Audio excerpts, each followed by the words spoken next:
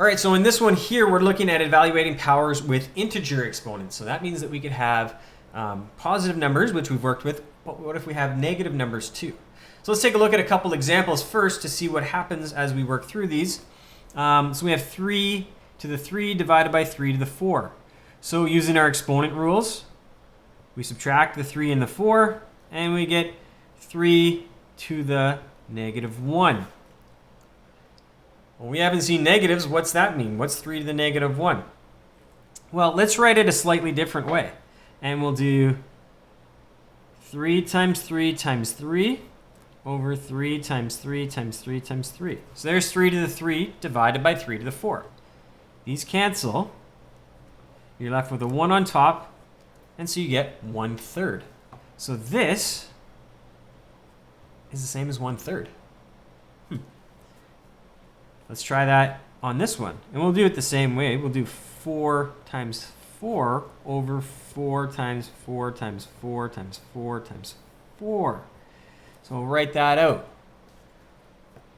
Cancel those, cancel those. And I get a 1 left on top when we cancel. So I now have 1 over 1, 2, 3, 4 to the power of 3. And if we use our exponent rules on this, this is going to be 2 minus 5, or 4 to the negative 3. So 4 to the negative 3 becomes 1 over 4 to the 3. Doing one more. 6 to the 3 divided by 6 to the 6. 1, 2, 3. 1, 2, 3, 4, 5, 6. And if we follow our same process, that's 1 over 6 to the 3. And again, that would be 6 to the negative 3 if we did it the other way. Both of these are the same thing.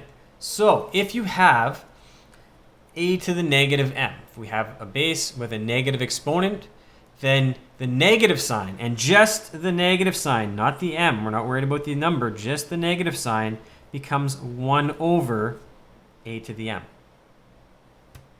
So if we want to simplify these as a single with a single exponent, here in this next set, 3 to the 3 divided by 3 to the 3, let's try that same process as before. 3 to the 3, 3, 3, 3. Cancel, cancel, cancel, cancel, cancel. 1 over 1. 1 divided by 1 is just 1. That's 3 to the 0. This would be 4 to the 0. And again, we have 4 times 4 times 4 times 4 over 4 times 4 times 4 times 4. That's going to all cancel out again. Give us 1s, 1 over 1, or just 1. 4 to the 0 equals 1. 3 to the 0 equals 1. This one here is going to be 2 to the 0. When we subtract, that's 2 times 2 times 2 times 2 times 2 over 2 times 2 times 2 times 2 times 2. Canceling everything. 1 over 1. And again, that's just 1. 2 to the 0 is 1. As we're seeing, if something has a power of 0, it's just 1. So if it's to a power of 0, it's 1. If it's got a negative exponent in there, the negative makes it a fraction, 1 over, and then whatever the base and exponent are.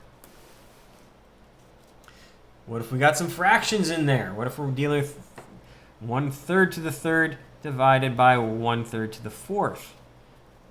Well, this is 1/3 times 1/3 times 1/3 over 1/3 times 1/3 times 1/3 times 1/3. And we do some canceling out, and we're left with 1 over 1/3. So 1 divided by 1/3, or 1 over 1/3.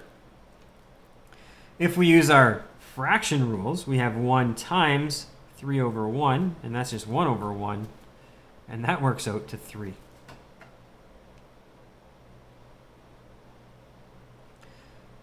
If we use our exponent rules, this is 1/3 to the negative 1.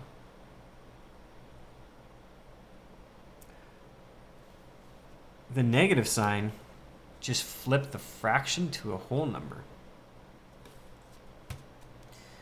Let's try 1/2.